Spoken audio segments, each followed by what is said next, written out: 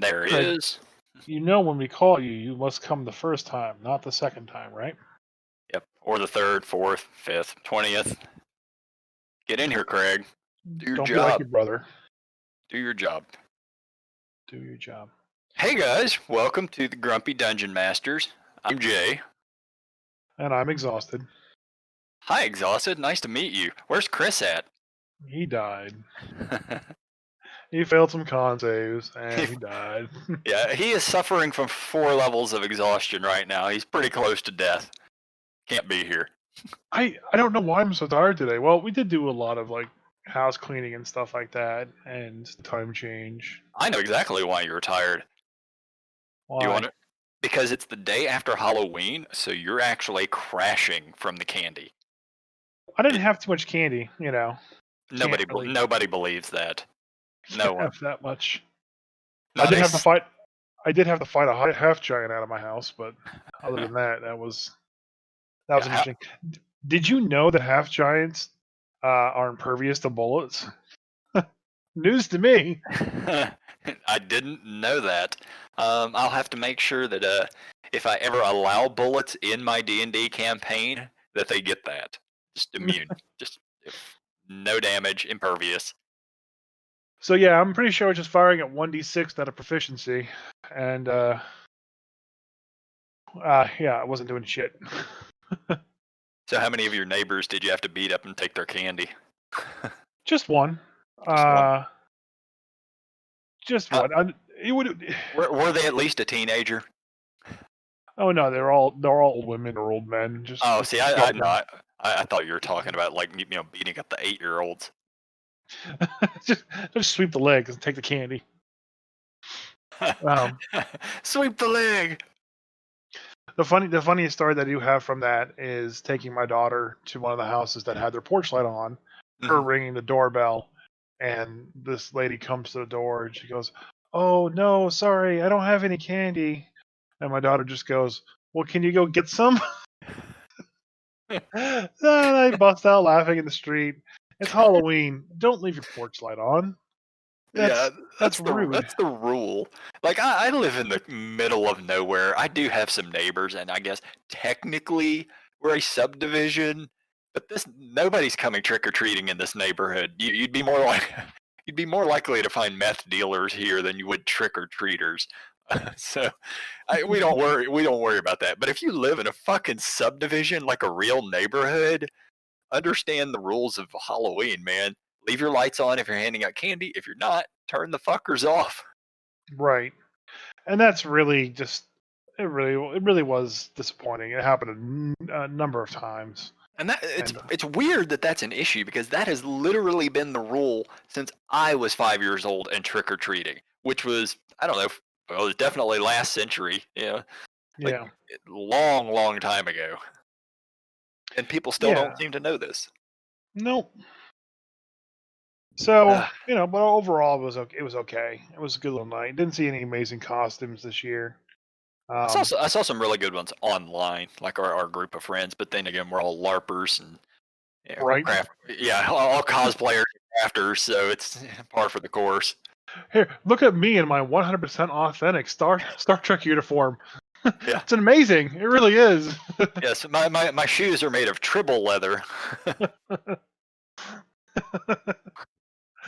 But yeah, we did do a special stream on Halloween for celebration because our Twitch channel did get affiliate status, which is great. So I'm so sad. I'm so sad I couldn't play it with you in costume either because I had to run my own D&D game. Well, we're thinking of some other. We've pitched around some other ideas, and once we get those finalized, we can share them. But Dowdard Plays may come back again. It'll be back. It'll be back with 100% more chair. He did break my chair, that bastard. But we're going to go back to the normal D&D stream on Saturday. So we're hoping everyone comes back after that. There's nothing else planned for this week. We're just going to focus on getting the D&D stream working as best as possible. And knowing us, we'll stream a little bit throughout the week. We got to figure out an actual set schedule. So anyone who follows us on Twitch, just pay attention for that. Yep. Then we did pretty good. A lot of followers. We're at like 70 followers now. And yeah, I mean, we've really only been working at this thing for a month, maybe. Mm-hmm. And very few streams to get to that. So I'm happy with it. And I definitely want to do another D&D stream too. Probably something with like newer folks, or maybe just do Adventures League. Something like that. Because a lot of the cool stories I have come from Adventures League. It's just that I can't go to the store and do it because of the current situation in the world. Thanks, coronavirus. So once I can start doing that again, it should be a lot of fun. Yeah. I mean, the plan is to expand the channel, hopefully make partner by some point next year. Twitch.tv/Grumpy Dungeon Masters. I know. Everybody's already heard it multiple times. I'm pretty sure that you said it like 12 times during one ending of one of the recent podcasts. But I did. Yep. Because you're a bastard. So what else are we talking about tonight? The Tasha's Table of Contents got published online. An article on IGN with Jerry Crawford, your favorite person in the world. I saw that his name was listed with this. I was very confused. But anyway, that's just me. There's an interview with him, and they talked about just what was going on with, Tasha's. And if you go to our Facebook page, Grumpy Dungeon Masters on Facebook, you can see the table of contents there. It's all over the internet.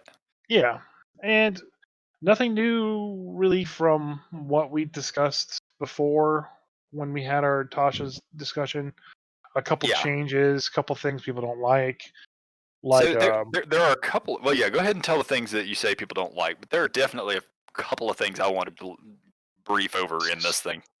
The biggest thing people hate is the fact that the Wildfire Druid lost Fireball as part of its spell list, which kind of makes sense because, like, whatever. I mean, fucking clerics have Fireball. Well, that was their point. The point was, hey, we are a druid that is all about setting things on fire.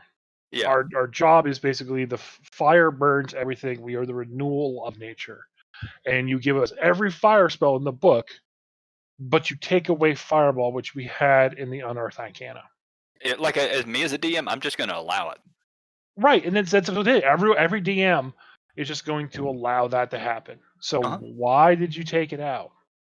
It is the most staple spell, and you built a class around the most staple element. I mean, who doesn't want a fucking 175 hit point bear dropping fireballs into the enemy? Who doesn't want that?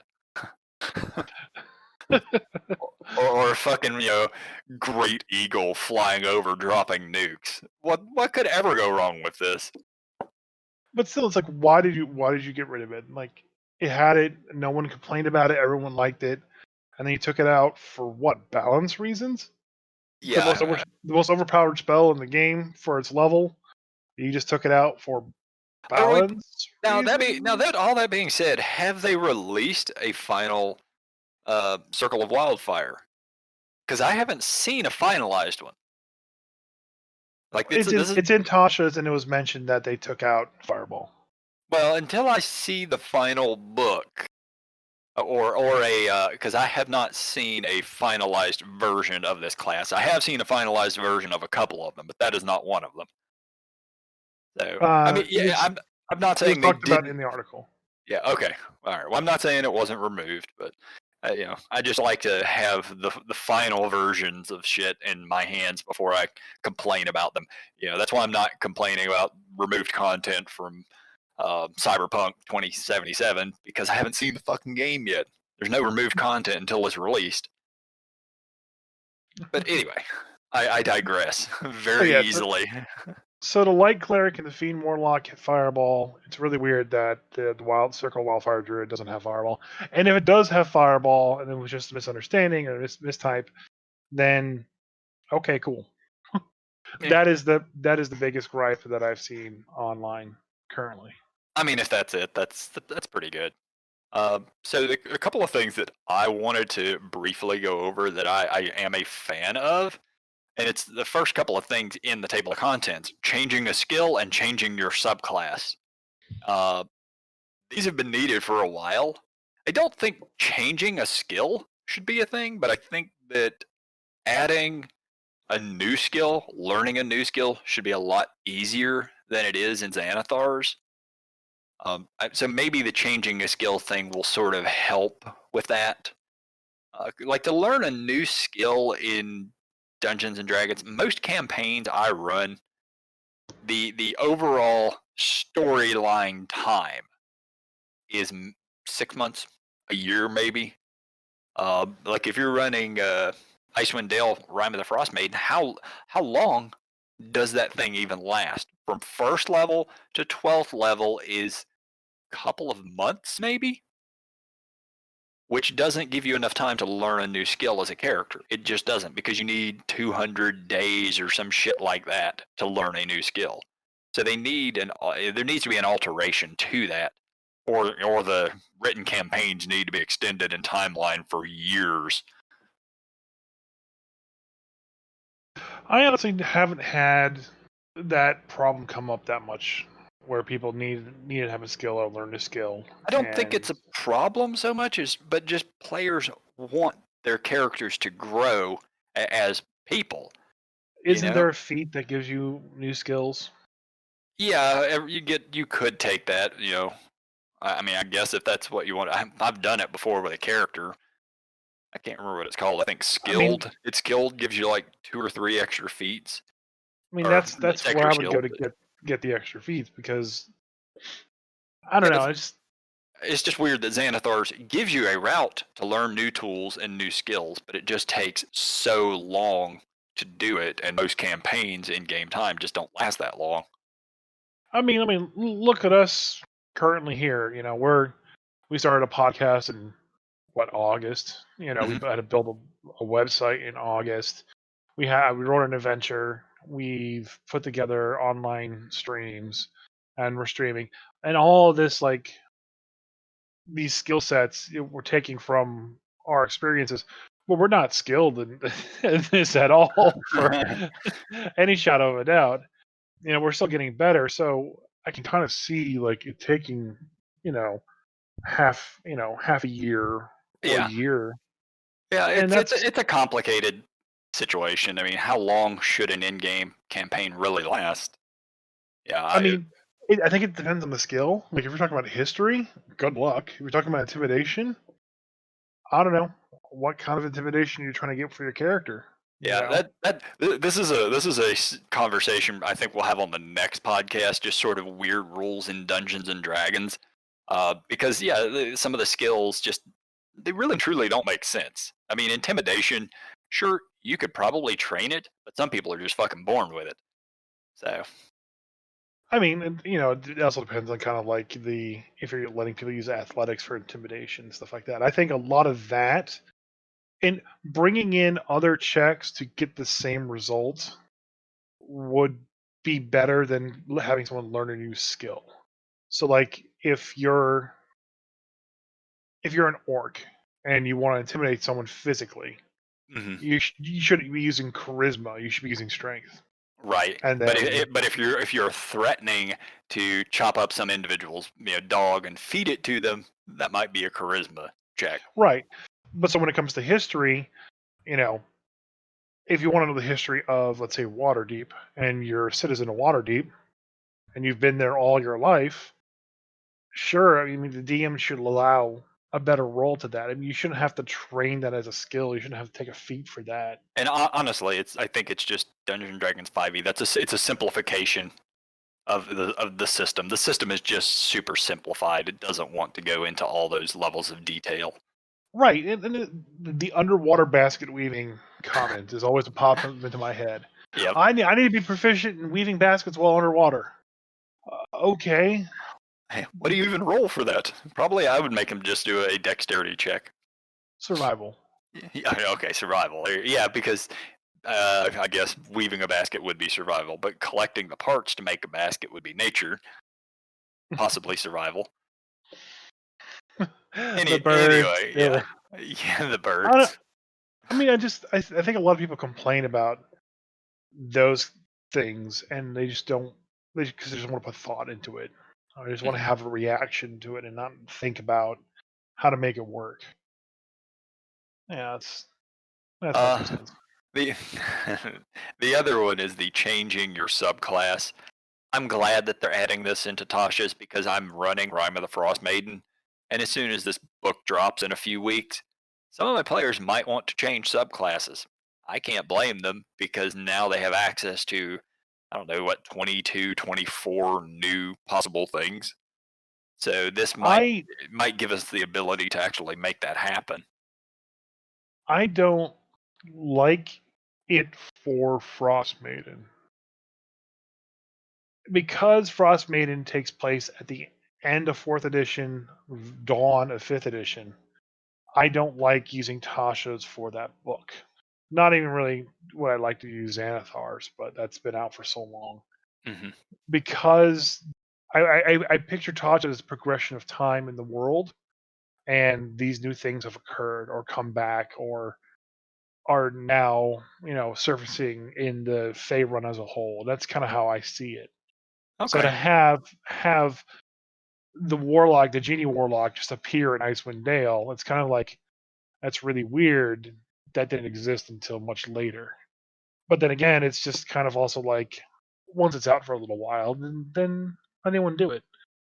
I I mean, mean, it's gonna be very all the subclasses there are much better and more overpowered than previous ones. maybe. Uh, I mean, we haven't seen enough of them to say that for sure. the genie one is far better than most other warlock subclasses. Yeah, I have looked at it. I didn't really think it was any more powerful, but once again, I haven't played it. Hey, Uh, you're a warlock. You get wish now. Okay, yeah, well, yeah, but Wish is kind of a garbage spell. Plus, that you don't get that until like 17th level. So but once it's out for a little while, like after a year or two, and it's kind of settled in its place, then sure. There's a couple, and then like I would probably let people do like Blade Singer, because like because that's been around forever. that's been around forever. A So lot of these are they're sort of recreations of some third edition uh, prestige classes. Like all of the Psy characters were in third edition. The Soul Knife, the Psy Warrior, those are just third edition ones they've pulled up. So they've been around forever too. yeah, I'm Uh, sad they didn't actually make a psionic class. I guess they have reasons why they don't like scions, but yeah, I was always I like psionics, but I also hate psionics. It's one of those things where I love the idea behind it, but one, I don't know that it fits a fantasy campaign setting, and two, I've just run into so many problems with psionics over the years. People not knowing how it works and then wanting to play it, and part of my problem too is I come from second edition, and psionics was very, very different from magic in second edition. Like it had its own book, and none of it was the same. It did not translate as spells. It was not spell magic. So I ran into a lot of problems with it in second ed, and then third edition. People didn't understand that you needed to treat it just like a spell, even though it wasn't a spell. So there was a lot of confusion there. Fourth edition, I don't know. fourth edition just had it as it was a class. It was introduced in Dark Sun, Yeah, and well, Dark Sun, yeah, it yeah. was treated just like magic. Okay, everything in second edition Dark Sun second edition D&D is when Dark Sun came out, but everything in Dark Sun had at least a minimal amount of psionics. So anything, if I remember correctly, in fourth edition, anything that had like telekinesis or telepathy, it was all considered psionics. Hmm. So Jean Grey, Professor X, those characters would be psionic characters, That's correct. and Yeah. so it's treated like magic and like how it's cast and how it works, and they have psion points or something like that. And overall, that's just how it worked. It kind of worked just like magic. Instead of being arcane, it was psionic, or it was telekinesis, or some other T word, and it worked fine. It wasn't anything special. All the flavor spells with moving things with your mind, or hitting people in the mind with your mind, or Mhm. mind probing people was all in that class, and a little bit carryover in flavor other places, but that was about it. Yeah, see, like in second edition, and mind you, this has been so many years since I've really looked at this stuff, so I might just be off. But if I recall correctly, there were different things you could sort of focus on with your psionics. Everybody had sort of your basic stuff, the telepathy type things, and but then you could also focus into pyrokinesis or the variants of transmutation that you could do upon yourself using telekinesis and so forth. It was kind of neat, and I really liked it, but there was so much to it, and I just never really got to delve enough into it, even though I owned Hmm. the book, and I never played any of the Sonic classes back then, other than with the Dark Sun stuff. Right. I really like how it works in fifth edition. I like the mechanic a lot, so I'll be using that for creating some cool Scion classes and kind of doubling down on it So you're as a you're not whole. you're not you're not planning on letting your players access this book for Icewind Dale? If they come to me with a very super creative reason as to why their character would have something in Tasha's, I will allow it. But the first, their character's going to have to die. Okay, so you might allow a new character to pick up stuff from it if there's a good reason If for it. if I had a guy that wanted to be a blade singer or whatever, and after for another character, then yeah, I'd let them. Things Yeah, like that. but you're not going to allow them the changing your subclass portion of it for the current characters they're already playing. No, no, I don't think Okay. changing subclasses should be a thing a character should do. Yeah, I want to read more about it. I don't know for sure that I will agree with it. I just like the fact that they are adding it. Uh, it the only changing of subclasses that I ever recall was paladins losing their paladinhood and being able to change basically to a fighter type or a fallen paladin. But otherwise, Yeah, all throughout, second, third editions, like I don't really recall that ever being a thing. It is sort of video gaming it, I guess. Oh, yeah, kind of. you don't like how you spent your points for this character. Why don't you just get all your points back and redo it? Yeah. I mean, again, if you're playing a character you don't like, I don't want that to happen. Yeah, So let's just make a new character. yeah. All So of my players just got to third level in Rime of the Frost Maiden, so they had to pick their subclasses, as it were. Um, Honestly, I don't even remember what most of them went. We have an Evoker Wizard, the not Eloquence, the Bard one. Whatever one of the talky ones from Xanathar. Fucking bards. Barbarian is the Storm, or not the Storm Bear. God, I'm so bad at remembering the archetypes. The one that gets ice, wind, or fire. Maybe it is Storm Barbarian. I Anyway, don't know. yeah, Uh, I could pull So the fucking book out, but I'm lazy and I'm not going to do that. so funny thing about leveling, I needed them to basically finish a quest at the very beginning of the session last time we had it. Uh, And then during the break, we were going to basically level up to level 2, and then we are going to go on to the next quest. I didn't remember to do the level up until they are at the big bad at the end of the following quest. oh, So right before right before they're doing the big bad last part at the very bottom of the little dungeon, I'm like, oh shit, you should be level 2. Why don't you level up to level 2 real quick? It should be simple. Uh, so all of those previous fights that they had getting to that guy could have been done a little bit easier. Good job there. My players, we always have a tendency to level up. We do it at end of game sessions. Pretty rare where you get enough adventures in to get a level. yeah. Yeah, they're gonna.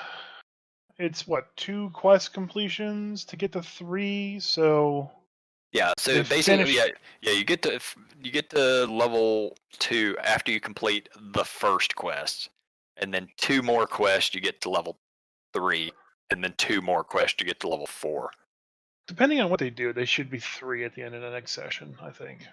Yeah. Well, if they've already done 2 quests, as long as they complete another Well, one. they really haven't completed the second quest yet. Oh, okay. They dealt with the issue, and then we had to call it for the night.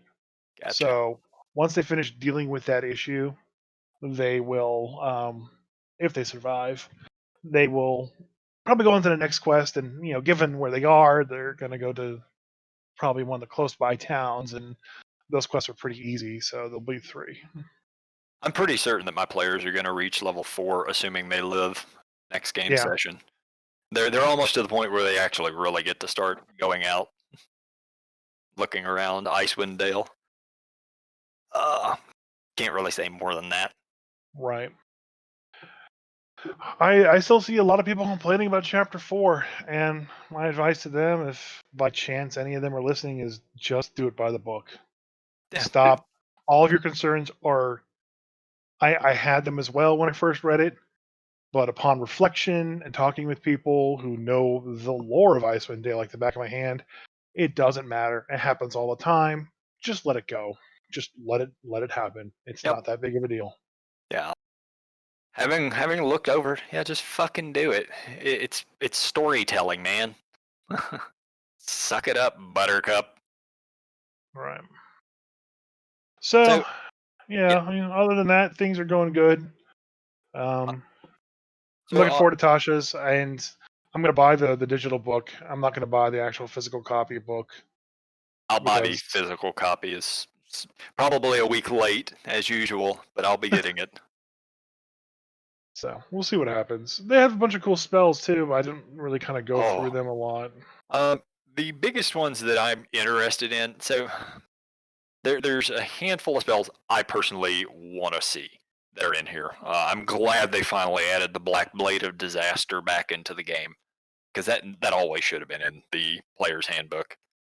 They added a whole bunch of summon spells of different stuff. Aberration Wait! Beast. You can't just mention Black Bladed Disaster and just move on. Why not?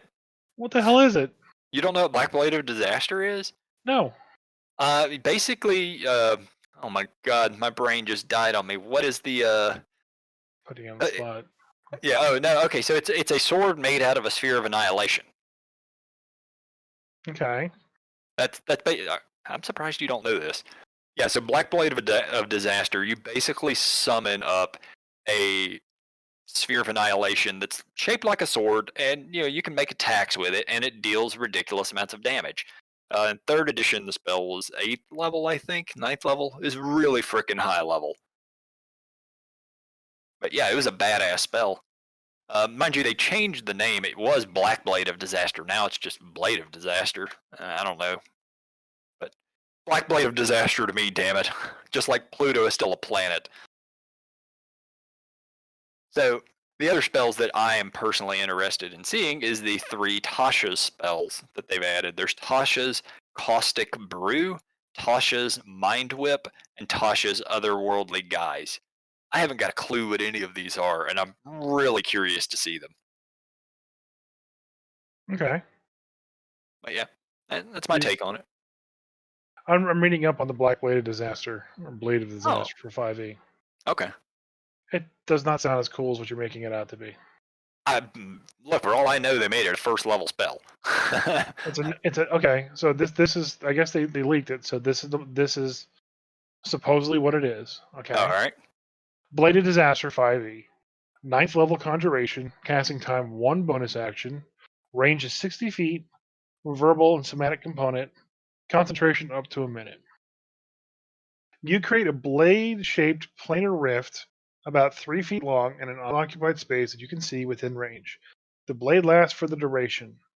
When you cast a spell, you can make up to 2 melee attacks with the blade, each one against a creature, loose object, or structure within 5 feet of the blade. On a hit, the target takes 4d12 force damage. This attack scores a critical hit if the number of the d20 is 18 or higher. On a critical hit, the blade deals an extra 8d12 force damage for a total of 12d12 force damage. On a bonus action on your turn, you can move the blade up to 30 feet to an unoccupied space you can see, and make 2 melee spell attacks with it again. The blade can harmlessly pass through any barrier, including a wall of force. Nowhere in that description is it made from a sphere of annihilation. Yeah, And it was effectively a sphere of annihilation. I mean, they said it's a planar rift. That's all a sphere of annihilation is. Whether or not the description is exactly the same, that is still a badass spell. It's cast as a bonus action, and it deals 4d12 damage with 2 attacks. So just assuming you hit with both attacks, your average damage is going to be 48, or give or take. I'm not a fucking math guy, you know this, but it's right around that number. So that's pretty decent fucking damage. Then if you land a critical, my god, that's a lot of damage. Actually, if it 40-12, so yeah, 8 times 6.5, 52 damage. Okay. Average. So that's pretty good. Even as a 9th level spell, that's pretty good. Yeah. Maybe. If I was a blade singer, I'd definitely have it. As a fighter, I'll just hit with my weapon. Well, it's not a fighter spell. And this thing it's a wizard spell or sorcerer. It's those guys. Fighters, yeah, and you're a fighter. Just swing your damn sword. Do it. By the point you're casting Black Blade of Disaster, you already have 4 attacks around anyway. Right. So I'll keep that. Yeah. I thought Green Flame Blade was already in the game. So Booming Blade and Green Flame Blade, I have seen them used in my own campaign. Right. The Hobtown campaign, we had the fighter, whatever the spellcasting fighter is, and he had Booming Blade and Green Flame Blade, so I just assumed these were already printed and out. Oh, they nerfed them. Oh, is that what it is? Okay. What book were they in before? Was it Xanathar's? The base book. Oh, they were in the player's handbook? As part of the action used to cast a spell, you must make a melee attack with the weapon against one creature within the spell's range, otherwise the spell fails. On a hit, the target suffers the attack's normal effects and becomes sheathed in booming energy until the start of your next turn. Hey, Booming Blade is not in the primary player's handbook. If the target willingly moves before then, it immediately takes 1d8 thunder damage and the spell ends. The damage increases when you reach higher levels at 5th level, 1d8, blah blah blah. But Natasha's, the range of the spell is changed to self, which may seem like a minor change, but actually carries fairly substantive implications. Booming Blade and Green Flame Blade are an important part of the engine behind most of the Gish builds in D&D. If you don't know what that word means, I envy you. But to clear things up, a Gish is an old school D&D term for fighter/mage, and the change takes away one of the best tools in the sorcerer's arsenal. After all, right now the sorcerer makes its sword mage because it can previously use twin spell to cast Booming Blade on multiple targets. And also means you can't use it with reach weapons anymore, and potentially with Warcaster. I imagine that there'll be a Sage Advice question about this new spell soon. I'm actually going to have to ask my player where the hell he got those spells from. I never looked. He was using them, and I just allowed it. But they are not in Xanathar's or the player's handbook. I thought it was. No, I just pulled out both books and went through them. Neither Booming Blade or Green Flame Blade are in there.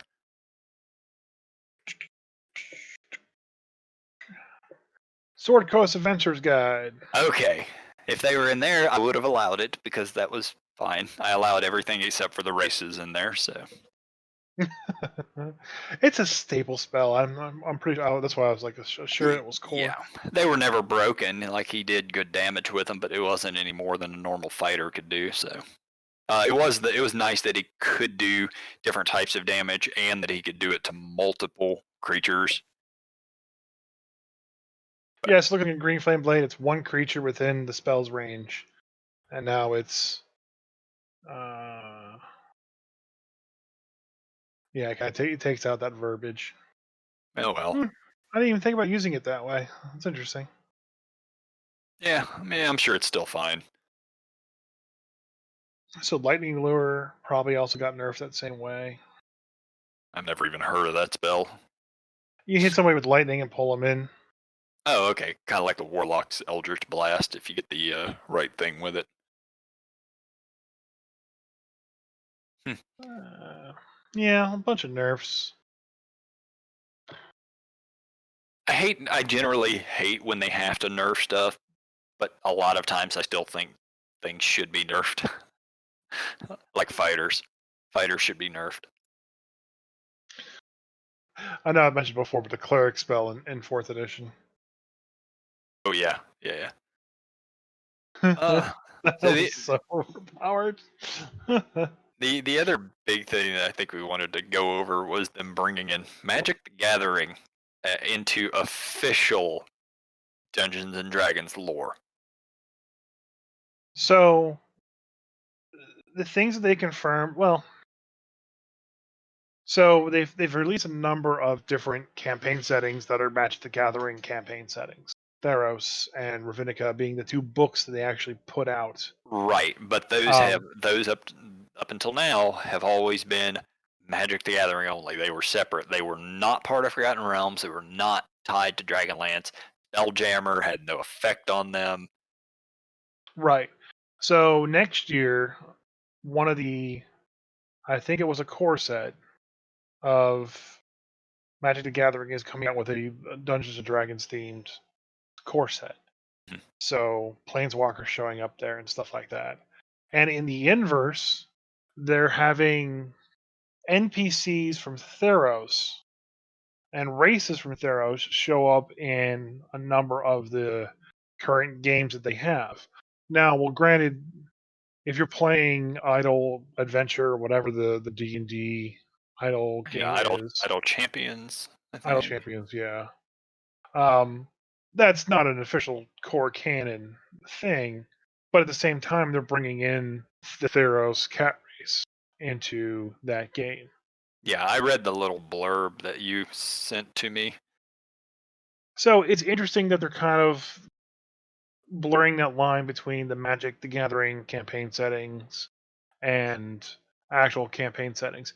And there's been this like idle rumor throughout all of Reddit forums and the internet and IGN and all the people that I listen to that talk about Dungeons and Dragons, where the next couple books are all going to be Spelljammer, Planescape related books, and they're going to officially bring in all the Magic the Gathering settings.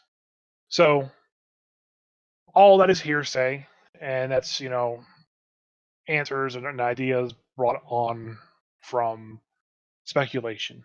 Yeah, it's specifically because of the Idle Champions of the Forgotten Realms, which is a video game.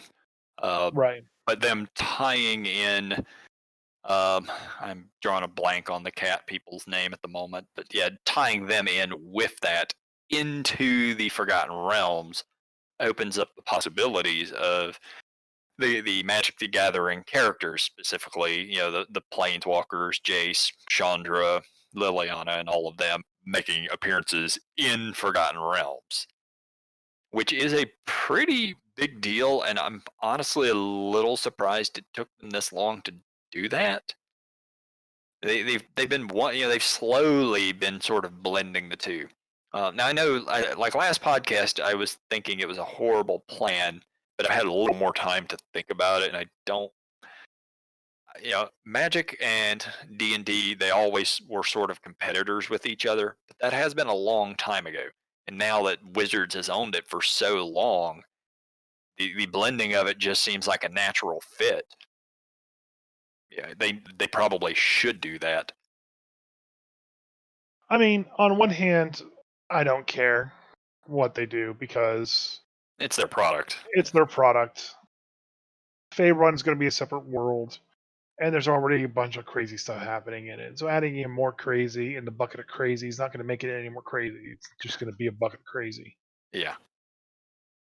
So if you want to keep, from a business perspective, if you're crunching the numbers, and I'm sure they have, and they are, it's probably the right move to make. Getting more people involved in other people's products. Get the D&D players buying Magic cards, get the So getting the Magic players to buy D&D. right. So I actually think it's probably more get the D&D players buying Magic cards because D&D, for all intents and purposes, is a fairly cheap game. I don't know You many. get I don't know a lot of D&D players who don't already play Magic. right, but I know a lot of Magic players that don't play D&D. I know a lot of Magic players who don't play D&D.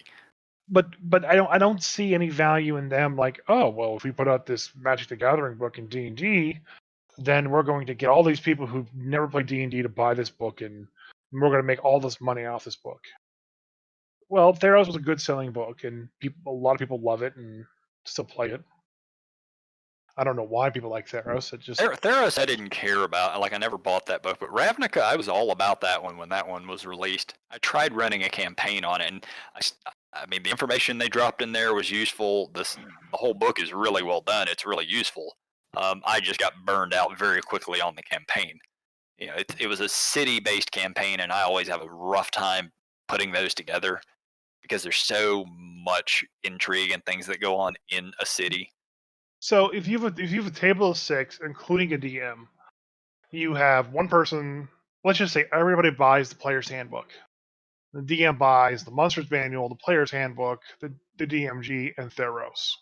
Okay, so that's 4 books for him, and then 5 others, so 9. Okay, so let's say they buy Xanathars. Make it easy, 10 because I can't math. So that's that they bought 10 books to play Magic the Gathering in D&D. It's $500. There's no money there. Oh, okay. No, look, there's definitely a lot more money in Magic the But Gathering. getting D&D players like, wow, we played Theros and it was awesome. Oh, there's a Theros booster box here, $100 a piece, $130 a piece. Yeah. Let's all do that. Oh, now I got to buy this box set. Oh, the core set comes out next month. Oh, here's just my paycheck and my next paycheck because now I'm addicted to the game. And here's the smart part of it. Even for the people who don't ever play Magic the Gathering, they are going to see that they are dropping a Forgotten Realms Magic the Gathering set. And at that Right. point, those people are going to be like, well, I have to have the whole set. And there are absolutely a lot of people like that. So then you go out and start, you have to buy a couple of boxes, and then you have to do all the trading and the Right. secondary market and everything. Yeah, like the whole thing just seems like a win-win no matter which way they're trying to pull it. But I definitely think they're trying to pull it towards get D&D people to Magic because that seems to be Probably. the way to make money. Yeah, there's absolutely more money there to be made. I don't think they will pull D&D players that way unless they release a very specific, Forgotten Realm set or a Dark Sun set. Like it has to be a set about a setting from Dungeons and Dragons. Well, the D&D set is, I think, just going to be Faerun. Yeah, obviously. And I can't talk about that. Crap. So there's a very certain character that is the forefront character of D&D, and it just so happens to be in a current extra planar dimension area, and I think he'll be the first. If they were going to do it, he would be the first planeswalker. Oh, I know exactly from what Faerun. No, to, Elminster 100% is the first planeswalker. 100%. Yes, because he's already a planeswalker. Okay, if you were running this campaign set and you're trying to sell people from D&D to buy Magic cards, are you going to use Elminster or this other thing? If they do a planeswalker, honestly, they're going to have multiples. It's going to just be all of the famous characters. It's going to be Dristuurden. It's going to be Volo. It's going to be Elminster. It's going to be Kelvin Arunson. Elminster will be in there, but he won't be the one that they are selling it around. Dristuurden will be. I'm not going to say who I'm thinking of on the top of my head because, like I said, even I revealed too much of their current status. So they would definitely focus all around them. So overall, it's going to be interesting. I want to buy Magic cards again. I want to play Magic. Again, I do not want to spend any money on Magic ever again.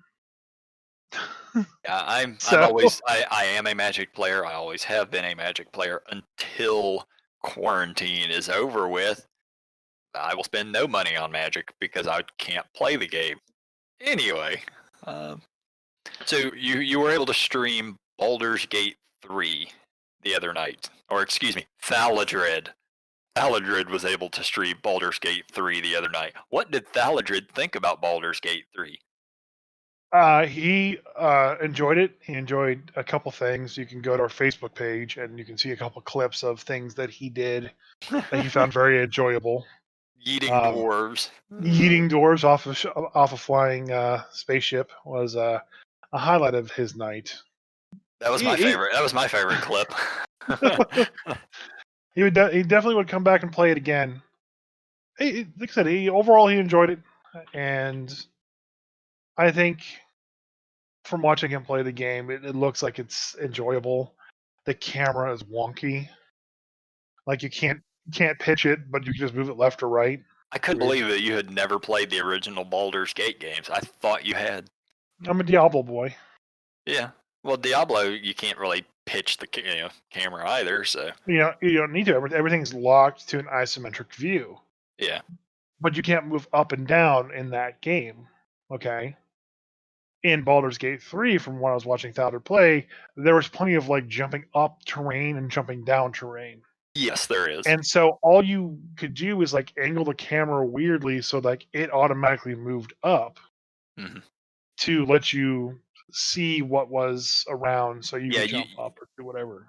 You can zoom in and out and you can rotate the camera, but yeah, that's pretty much it. Yeah, it's better than it was in Baldur's Gate 1 and 2. You couldn't even rotate those cameras, if I recall. Although I say that, it's been 30 years since I played those games. But yeah, either way, the controls, the camera is definitely still better than that was. Which is really weird. Like, there's definitely art assets that are there, so I don't understand why they're locking it. I don't know. It's probably just what people expect. General, I mean, you can zoom out far enough to see down onto everything, but sometimes it gets a little. There were definitely some points where it got a little wonky. Mind you, this is still beta, so it feels like it's alpha. Yeah, well, I don't know about that. I mean, the game played very smoothly. Alpha, we'd have all sorts of problems. Well, when I was installing it, there were all sorts of problems. It crashed, and I had to reinstall it like twice. All right. Well, I had a smooth ride, I guess. Worked beautifully for me. And there were a lot of graphic issues as well too. Yeah, there's still plenty of graphical bugs. Shading problems. I have one where I did a disguise self on myself, and then I went into inventory and I had a dwarf on top of a dark elf because I was playing a dark elf and shape changed into a dwarf. It was really weird. I actually have a video clip of it I'll put up at some point. Overall, it looks fun, and having him back to play it some more would be entertaining if people want that to happen. Just kind of get some feedback from the people who listen to the podcast and watch our stuff. What are they enjoying? What are they not enjoying? And help us make some plans. And one thing we're going to do more often, and this is the last thing I have to go over tonight, and we had posted this question to people online and got a little bit of feedback. Do you have the question handy? If not, we'll have to dig up the exact question that was asked. Well, I'll just go to our Facebook page where we posted it, and I'll read it to you. I'll let you do that because I'm lazy.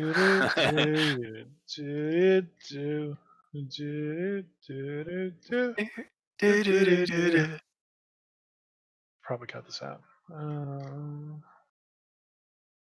Christ, wasn't that long ago. And even I will point out right now, even if I agree with what they posted, I'm still going to disagree on this podcast because I told them I would. No, you gotta do what's true. So the question posed was, at what point does the spell Animate Dead get replaced with Animate Object? Like if I had a deer head mounted on my wall, what spell works on that deer head? Object or dead? What about a piano that has keys made of ivory? what spell works on making those keys move? Now, people focus just on those two examples, which I think Yeah. is wrong. So let's 2 different examples. Let's just say you have a monkey's paw, okay, Hmm. and you had a mummified Go with a shrunken head. a mummified piranha fish. Because when I was a child, I was going to church, and I had a pastor. The pastor of my church had an actual piranha fish on his table right in front of him, and like it was like just barely coated with like a sealing agent around it. Like you could still kind of like move it and stuff. It was really fucking weird, but it was a real piranha fish. Hmm. Okay, obviously dead, but preserved. So mummified piranha fish, and I would like to point out I have a cousin that when he was young actually had 2 piranha in a tank. Very illegal, not supposed to have them, but this was back in the 70s. So 70s, so 80s. so with these 2 new examples, the piranha fish and the monkey's paw, both objects, but both mummified remains of a dead creature. My personal opinion, I would say yes, they both work. So why do you disagree with that off the stream? I don't follow. What do you mean? You said you were going to say it one way because your players are making you do it that way. Oh no! Like I when I responded about this, when I posted about it, my response, my question was, I asked them the question, and then I asked for feedback, and basically I was telling them, I'm going to tell you guys why you're wrong on whatever you post. So I'm just going to disagree with whatever they said. But that was my initial plan, just to be a dick. So you say that both spells will work on animating On a monkey's paw and on a not goldfish, but on a piranha, like you were talking about.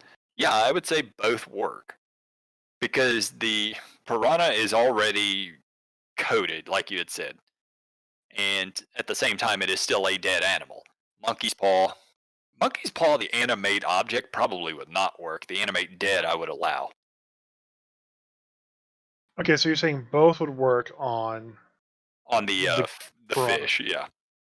All right, so here's the follow-up question, the special extra follow-up question just for DMs Ooh, only. fancy. Which spell overrides which? Say Okay. I'm animating with object, and someone else casts animate dead on it. What happens? Well, that's a tough one. I probably would go with just the animate dead as the overriding spell. Okay. I don't have a good reason per se why, but that's most likely how I would rule it. Because I am the fucking DM and I get to make that decision. Remember, as a DM in your campaign, you are God. Yeah, we should definitely have that discussion sometime soon. About how players never overrule you. How to play God correctly. Yeah. Well, I think we've had that discussion lots of times. It's generally the entire point of this podcast: how to be a good dungeon master. If you never want to railroad your players, you don't ever want to beat them down, but at the same time, you have to maintain control of the entirety of your game. So more focused on how do you maintain control when you state something is this way, and then the player goes, "No, bees work this way." I may just maybe focus on that, like how to handle and diffuse that situation. We In could have depth. we can have that conversation. Yeah, we've briefed on it for sure, but we could Yeah. have a much more in-depth conversation. Maybe we'll talk about that with a guest. We'll see if we can get Mr. Kevin back on here. Yeah. I just know. kill him. There's your answer. Podcast done. Yeah, he means kill the player, not the character, just the player. The actual player. Yes, the actual Strangled player. him. Yeah. I don't think chokeholds are legal. Bro. All right. Well, that's it. Thanks everyone for watching. Yep. Yeah, definitely. Thank you all for watching the podcast. I told you I was exhausted. We are on YouTube, however, so technically you could watch it. Just stare at a logo for like 45 minutes. Yep. Anyway, thanks for listening. Bye, Craig. Goodbye.